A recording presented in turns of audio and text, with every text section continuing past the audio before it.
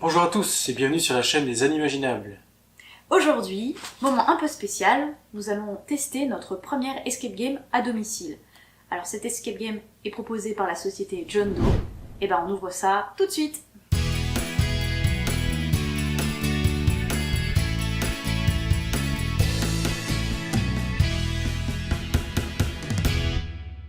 À la sortie de l'enveloppe, vous allez trouver cette belle pochette John Doe, dans laquelle on va retrouver un certain nombre de feuilles qui correspondent à la mission.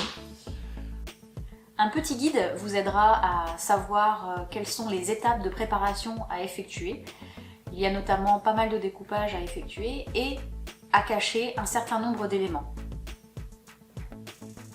Le scénario de cette escape game, c'est vous êtes en direct au cœur d'un piratage. Il faut deviner du coup où a lieu le piratage et qui est le suspect. Le but du jeu, donc, c'est d'identifier un peu à la mode Cluedo qui est le coupable.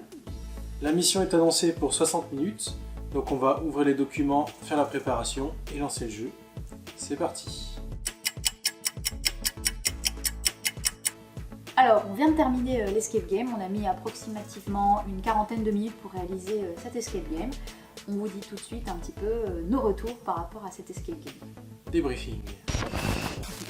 Vous l'aurez compris, ce jeu nécessite un temps de préparation qui est non négligeable. Ce temps n'est pas prévu ou n'est pas indiqué sur la boîte de jeu, ce que d'autres escape games prévoient. De plus, pendant les préparations, vous allez devoir planquer un certain nombre d'objets. Du coup, quand on a caché les objets, on sait un peu où les retrouver.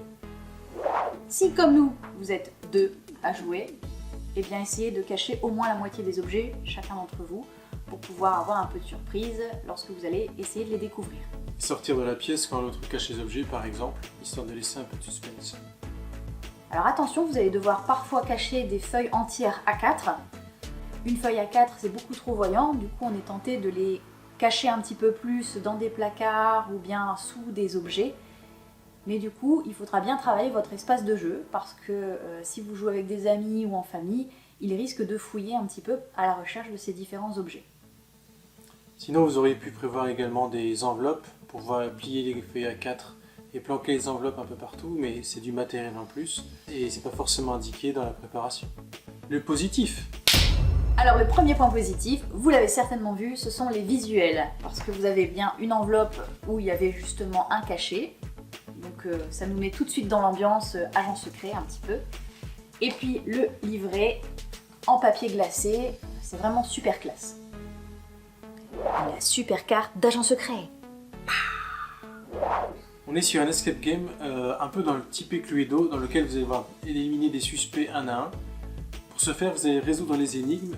Ces énigmes vont vous donner des indices qui vous permettront d'éliminer au fur et à mesure les suspects.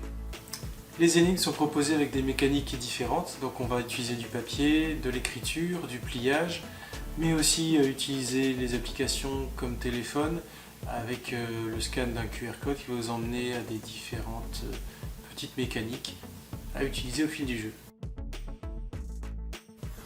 Bonjour, vous vous souvenez peut-être de moi. Je suis l'agent K. Bienvenue dans votre nouvelle mission. Et maintenant, les points négatifs. Comme on l'a dit précédemment, le jeu tourne autour de l'élimination de suspects. Vous allez chercher des indices qui vont vous permettre au fur et à mesure d'éliminer tel ou tel personnage en fonction des différentes caractéristiques. Et finalement, cette mécanique s'approche assez d'un Cluedo, Cluedo-like. Le problème, c'est qu'on vous propose un jeu basé sur le piratage informatique et on ne retrouve pas le lien avec le piratage informatique.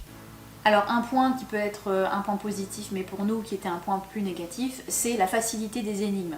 Alors pour nous qui sommes adeptes des escape games, les énigmes étaient beaucoup trop faciles, voire parfois enfantines. Mais c'est un escape game du coup qui est plutôt dédié aux familles. Et effectivement, dès l'âge de 6-7 ans, vous pourrez jouer facilement avec vos enfants. Alors attention à ne pas vous faire avoir comme nous. Quelquefois sur certaines énigmes, il est indiqué la réponse est... il y a un code à scanner. Et nous, on a pensé que c'était la solution de l'énigme. Donc quelquefois, on a mis un petit peu de temps à chercher, pour rien, parce qu'en fait, il fallait juste scanner pour avoir la suite de l'énigme et pas la réponse à l'énigme. Comme on vous en a parlé, on a des mécaniques qui sont parfois intéressantes, L'une d'entre elles vous mène à une vidéo dans laquelle vous aurez à chercher des indices pour pouvoir progresser. Alors l'idée est intéressante, seulement la vidéo fait presque 30 minutes. Presque 30 minutes. Alors c'est une vidéo très intéressante dans laquelle on apprend des choses, mais c'est vrai que la vidéo en fait n'a pas de rapport avec le sujet du piratage informatique. Elle vous aide simplement à progresser dans le jeu et vous n'avez pas intérêt à rater le bon passage dans lequel il y a les indices, sinon il faudra recommencer.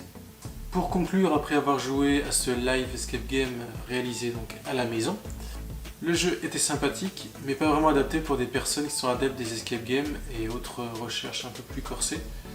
On espère donc que cette vidéo vous a plu. Si c'est le cas, n'hésitez pas à ajouter le pouce bleu et à ajouter vos commentaires si vous avez déjà testé ce type d'expérience. Et surtout, si ce n'est pas déjà fait, abonnez-vous.